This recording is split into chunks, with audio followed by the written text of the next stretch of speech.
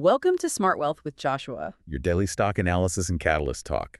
Today, we're looking at RCAT holdings. If you find our talks useful, please consider subscribe, like, and comment underneath. And before we get into today's stock, here is a useful tool for traders who want a more structured chart setup. VIP Algos is built for TradingView and gives you access to premium AI-powered indicators, clean visual alerts, market structure tools, risk-to-reward planning, beginner-friendly education, setup support, and a private members community, starting as low as $9 per month.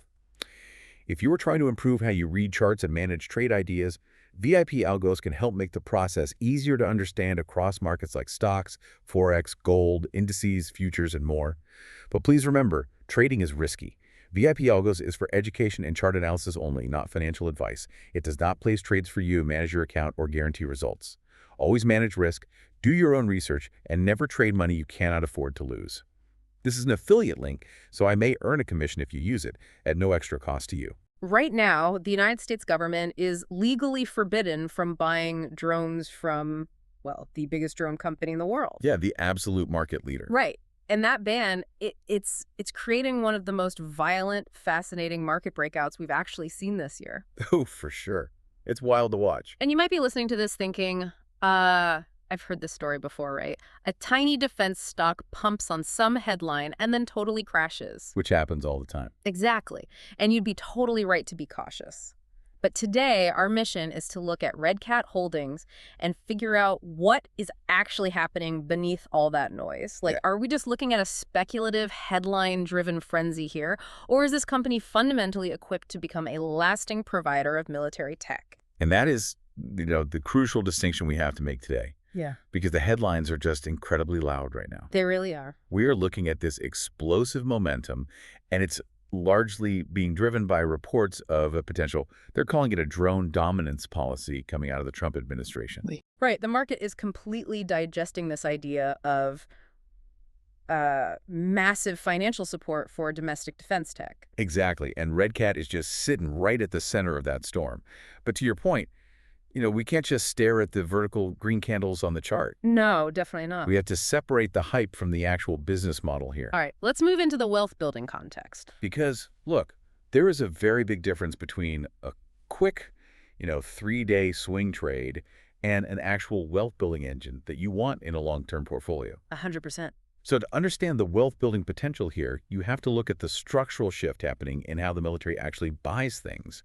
For a long time, the drone market was totally dominated by consumer tech, right? Yeah, like people buying drones to film their vacations or inspect real estate, that sort of thing. Right, exactly. But true wealth building right now involves getting early exposure to a completely different cycle, which is the U.S. military drone replacement cycle. Because the military is pivoting hard away from those commercial, off-the-shelf consumer drones. They absolutely are. They are moving toward highly specialized, highly secure military technology.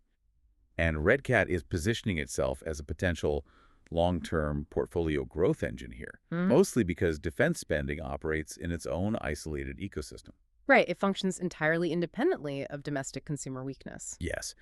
Think about it. If the economy slows down and, everyday people stop buying new TVs or smartphones, that does not stop the Pentagon from buying reconnaissance drones. I get that. And the analogy that always comes to mind for me is buying into the early days of legacy defense contractor. Oh, like finding a major aerospace company decades ago. Exactly, before they became these global behemoths. It sounds incredible in theory, right? But we have to acknowledge this concept called the valley of death that microcap companies face. Oh yeah, it is a brutal phase for any small contractor. It really is. The valley of death is basically this. A small company builds a really cool prototype in a lab. The military looks at it, loves it, gives them a high five, and says, great, we want 10,000 of these by next Tuesday. But they can't deliver. Right. The company doesn't have the factories, the supply chain, or honestly the cash to actually build them. That gap between a successful test and actual full-scale production, that's where most small defense companies just die. He's run out of money. Exactly. So my pushback here is, how does a small company like RCAT actually transition from testing prototypes to securing the kind of full-rate production wealth you're talking about? Well, that is the ultimate hurdle, isn't it? And to answer how they cross that valley of death, we have to look under the hood. Now let's look at the fundamentals. Because a great narrative about the future Doesn't pay the supply chain mills today. No, it sure doesn't. But RedCat made a highly strategic move a while back. They acquired a company called Teal Drones. Okay. And that acquisition, that was the catalyst that allowed them to be selected for the U.S. Army's Short-Range Reconnaissance Program of Record. Often just referred to as the SRR program, right? Exactly. And this is the key. This isn't just a testing phase anymore. They are making actual deliveries against this contract, and that is what's driving their accelerating revenue. And let's talk about why military drones are, a better business model than consumer drones, because this is where the wealth-building math actually clicks. Yeah, the margins. Right. If a company sells a consumer drone, they are basically in a race to the bottom on price. They're fighting for market share with paper-thin profit margins, usually under 30%. Which is tough. Very tough. But in the defense sector, you aren't just selling a camera with propellers. You're selling encrypted data links, anti-jamming tech, thermal imaging. Right. And because of those super strict security requirements, the average selling prices are just significantly higher. We're looking at a structural shift for RedCat to like 45 to 50% gross margins as these SRR deliveries scale up. Man, those margins are definitely attractive. But looking at the balance sheet through a risk-aware lens, this company has historically carried a pretty heavy debt-to-equity ratio. Yeah, they have. Which makes sense. I mean, they had to borrow money to buy Teal drones, and historically, their cash flow has been negative. Building military-grade hardware requires intense working capital. You literally have to buy millions of dollars worth of computer chips and carbon fiber before you can ever sell the finished drone. You do. But here is the fundamental, aha moment for their balance sheet. They are hitting an inflection point right now because the Department of Defense is actually providing advanced payments. Wait, break that down. What does that actually mean for the company on a day-to-day basis? It means the Pentagon is paying them upfront before the drones are even fully delivered. Wow. Yeah, it's monumental. It means RedCat doesn't have to take on toxic debt or sell off new shares of their company just to afford the parts. They get that cash injection early, which lets them aggressively reinvest in future tech, all while paying down their older short-term liabilities. And one of those future tech investments you mentioned in your research was swarm capabilities. I want to pause on this because it is fascinating. It really is. We aren't just talking about, one guy with a joystick flying one drone. Not at all. Swarm capabilities refer to the ability for one single operator to control multiple drones simultaneously. And the mechanism behind this is wild. It relies on something called a mesh network. These drones are essentially talking to each other autonomously up in the sky. Right, like a hive mind. Exactly. If you have a swarm of 10 drones and the enemy shoots down 3 of them, the remaining 7 instantly recalculate their mission, share the targeting data, and just continue flying without the human operator having to do anything at all. It completely changes battlefield tactics. It makes the technology incredibly resilient. But, even with all of that advanced tech, we do have to talk about the elephant in the room. The global leader in drones is not RedCat. No, definitely not. The global leader is DJI, which is a massive Chinese manufacturer. Right. But this brings us to RedCat's absolute strongest fundamental asset, which is an impenetrable regulatory moat. The NDAA stuff? Exactly. Teal Drones has something called Blue UAS certification. That means they are fully cleared and vetted by the Defense Innovation Board for U.S. government purchase. Furthermore, they are strictly compliant with the National Defense Authorization Act. Meaning absolutely zero Chinese-made components and zero Chinese intellectual property. Zero. And here is why that matters so much. DJI, despite completely dominating the commercial market, is effectively banned from U.S. federal and state government use because of data security concerns. I love the way to visualize this. It's essentially a walled garden, right? Very much like Apple's App Store, but for the military. That's a great analogy. It doesn't matter if an outside developer, or in this case, DJI, makes a cheaper, highly capable product. If they don't meet the strict security code, they simply cannot get inside the garden. Exactly. It creates a completely captive market for RedCat within the Department of Defense and allied NATO forces. Yeah. They don't have to compete on price with cheap electronics. They just have to deliver secure, compliant technology to a buyer that legally cannot shop anywhere else. A captive market with high margins is a really powerful foundation. But let's be honest, a lot of the wild price action we're seeing right now isn't just about 50% margins. It's about the daily news cycle. That brings us to the catalyst timeline. And the timeline right now is undeniably exciting. What's driving this massive breakout are unconfirmed yet highly credible reports that the incoming Trump administration is weighing major Pentagon funding packages specifically aimed at domestic drone firms. Right, this is that drone dominance initiative we mentioned. Exactly. There's even talk of the government taking potential direct equity stakes in these companies. Let's stop right there, because the government taking a direct equity stake is massive. It's huge. That isn't just a grant or a loan. That is the U.S. government becoming a literal shareholder. It is unparalleled validation.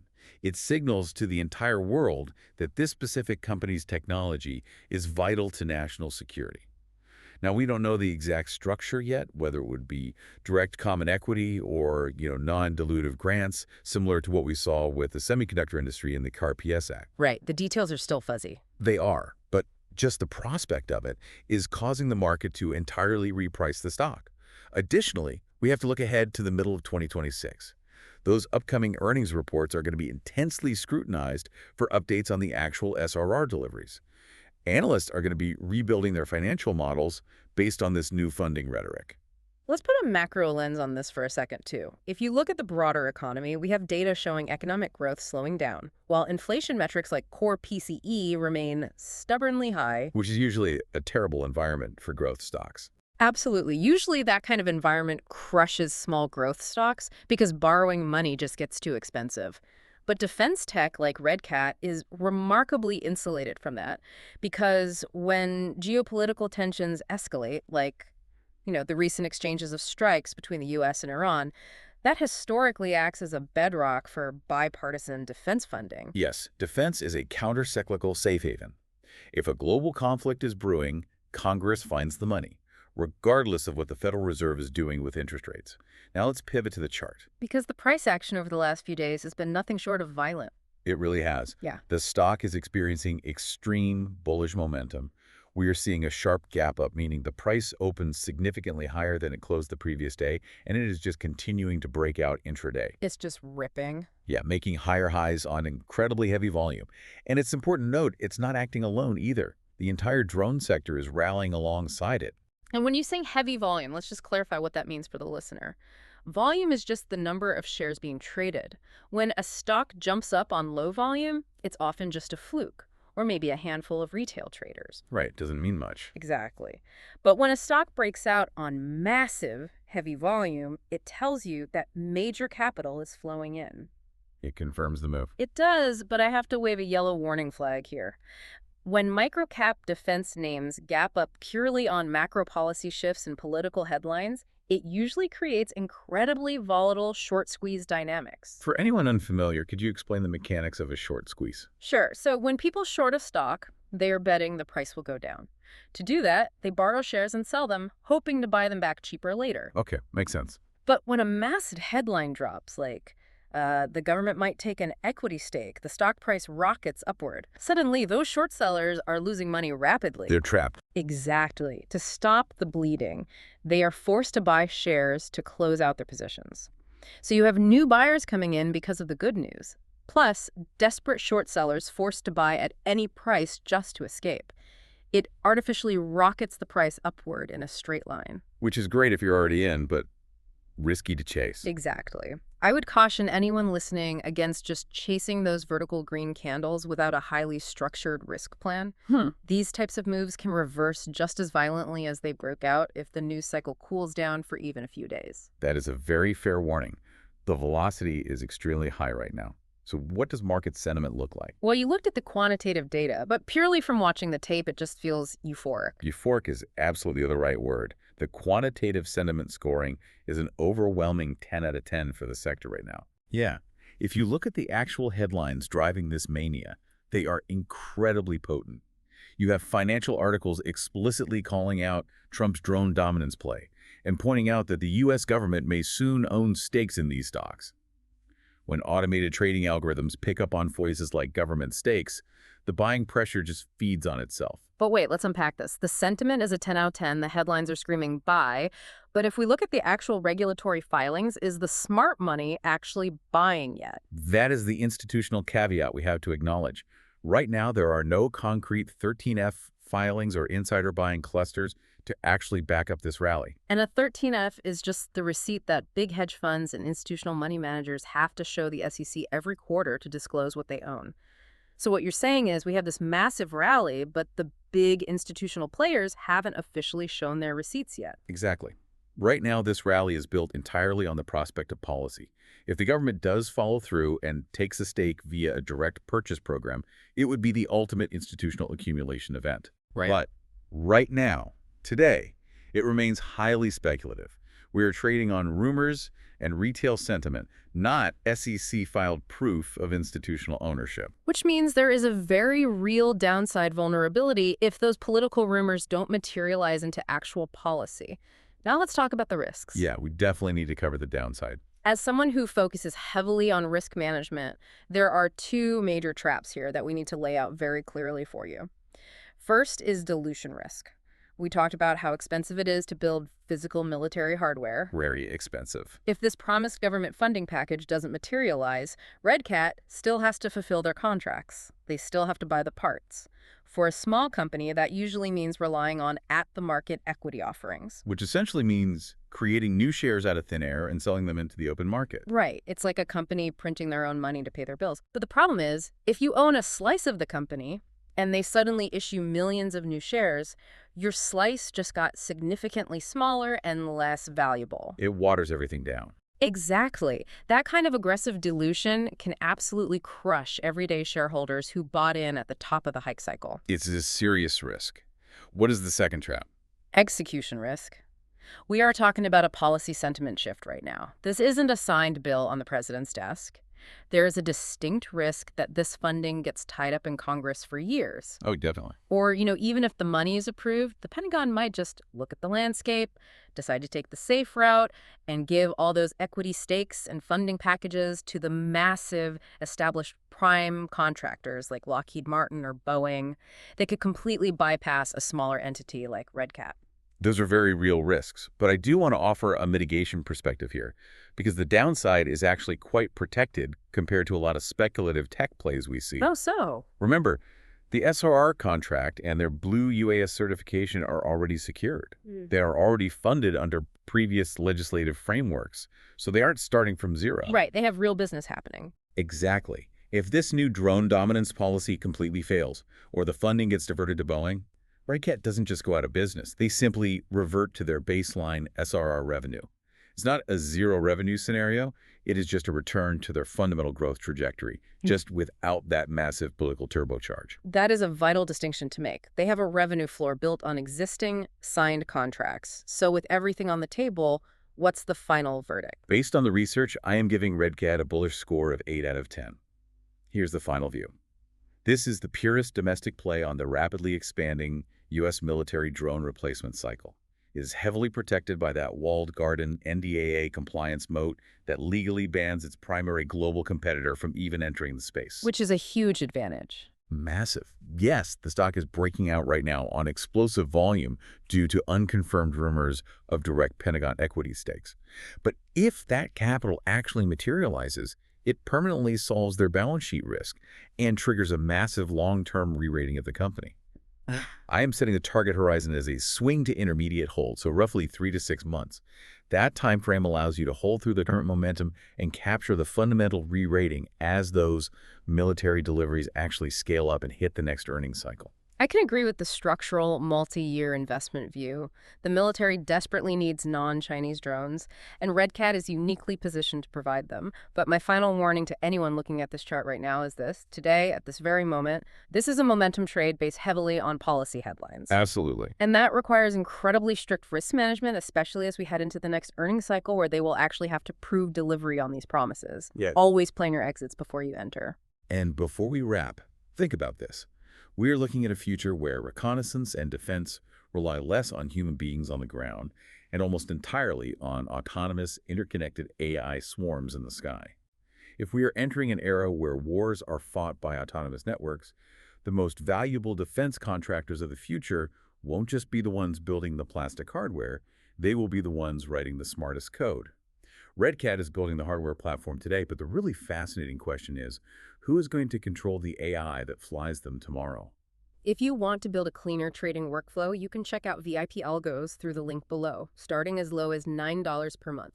It includes AI-powered TradingView indicators, visual alerts, risk-to-reward planning tools, beginner-friendly education, setup support, and community access. Just remember, trading carries risk, no indicator can guarantee results, and every trade is your own responsibility. Use it for education and chart analysis, manage risk carefully, and make your own trading decisions. This is an affiliate link, and I may earn commission at no extra cost to you. And if this episode helped you, please subscribe, like, and comment underneath. We'll see you in the next Smart Wealth with Joshua episode.